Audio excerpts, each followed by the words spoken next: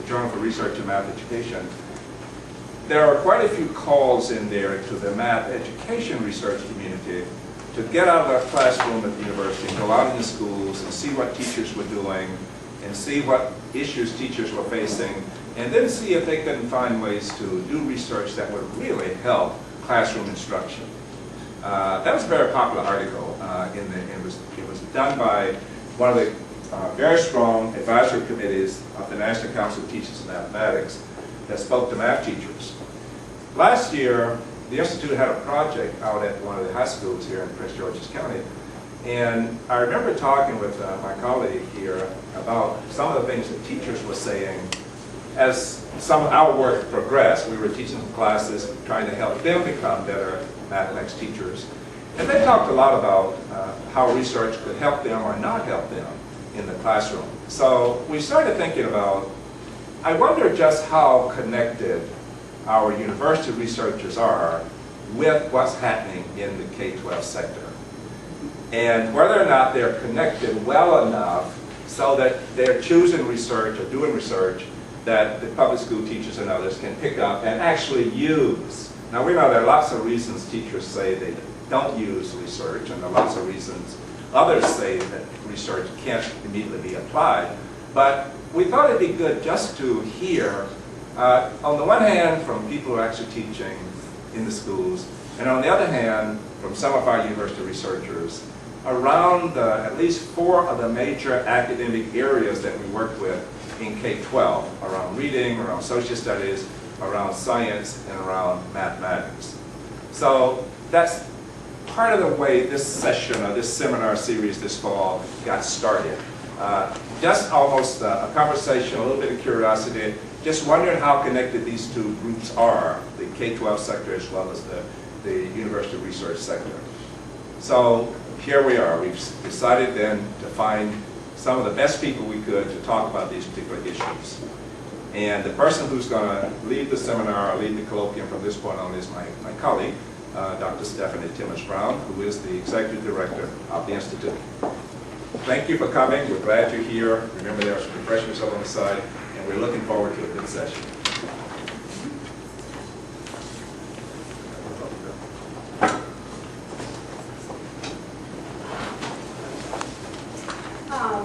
Good afternoon. Before I introduce the speakers, I realize that we have a lot of our colleagues in the audience, and we have the interim chair of Curriculum and Instruction, Linda Ballard. And I'd like to give you an opportunity to say hello to everyone, if you'd like. Sure. Hi, everyone. Thrilled to see you, and I don't know, I'm sorry, I stepped in, I came in a few minutes late. I don't know if everybody had a chance to introduce themselves, but I imagine there are folks here both from the school district and from the university, and which is a wonderful way to establish greater collaboration and partnership. So I just welcome all of you, especially people who might not be from campus. And thanks for reminding me of that, Linda. I think what we should do first is go around the room. I do know that there's some people here from Howard County and from Prince George's County, and there may be other counties represented in the room before I introduce the speakers. And then I think the speakers may be able to tailor their presentations a bit too from their work in these various counties. So if we could start going around the room first and introducing ourselves and what county you're from and what you do in that county, or if you're from the campus, that would be great. I'm Vera Wilkins. I am the Black Student Achievement Program Specialist in Howard County. I support the secondary schools.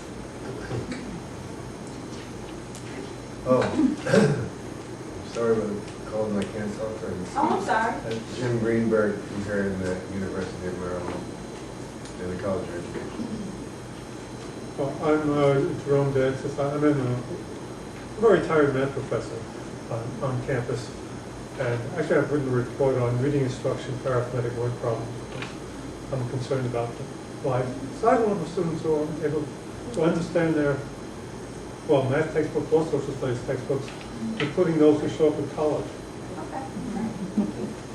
I'm Lisa Toyover. I'm a doctoral student in the International Education Policy Program. Nancy Snyder. I teach first grade right up the road at Hollywood Elementary. I'm Lois Pollock, and I teach at Hollywood Elementary with Nancy. We teach first grade, and this is my 30th year.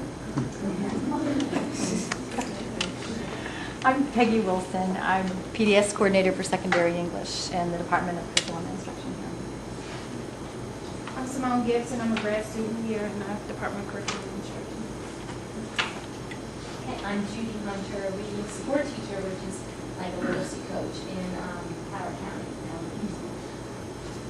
I'm Sam Keaton, I'm an instructional facilitator for Howard County. Connington, coordinator with minority and diversity education in Charles County.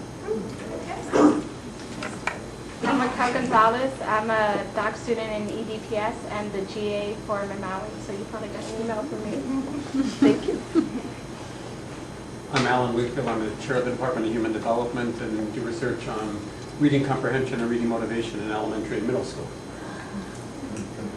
And I'll give her a chance to sit down and catch her breath.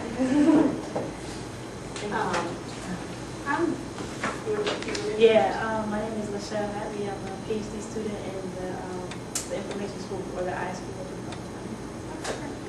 Welcome, everybody. I'm very excited about tonight because we are reviving the colloquium. We took a little break. Martin has been doing the colloquium for over 5 years, and we had a couple of big grants and other activities that were really working in the schools, and it's given us some insight, as he mentioned, about actually what's going on in classrooms and what's going on with teachers, and was the impetus for this particular colloquium topic. So we're very excited to have so many people come out tonight, and I'm very excited about the presenters in particular for a couple of reasons. One, as Martin talked about, we want to kind of have this open discussion, and in wake of the campus's strategic plan, where we're focusing more on partnering with our local school districts and making sure that we reach out and actually hear from them as well. We have 2 presenters tonight that actually do that, and from both sides of the coin. So first we have Dr. Regina Young, and I'm so happy to call her doctor. I sat in on her defense, and it was wonderful. And she has been teaching for 18 years as an English and literacy teacher. She is now at Dr. Henry A. Wise High School, right? Henry A. Wise Jr. It's his name ends in junior. Yes. But it's a high school. But it is a high school, correct. And she's obviously a scholar because she just finished her doctorate here. And in case you guys didn't get, there's a handout that has all of their information. I didn't want to read everything to you all. But you guys can get these. I'll pass them around now just so you'll have the information. I didn't want to read everything to you.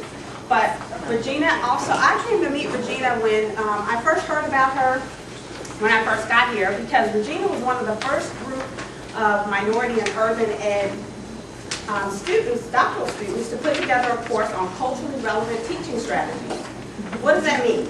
Well, that was really to kind of get people thinking about different cultures that they may have in their class. And we started seeing the landscape changing and the demographics changing in the schools around Maryland, and particularly right here around the university if you look at Hyattsville and Hollywood and College Park.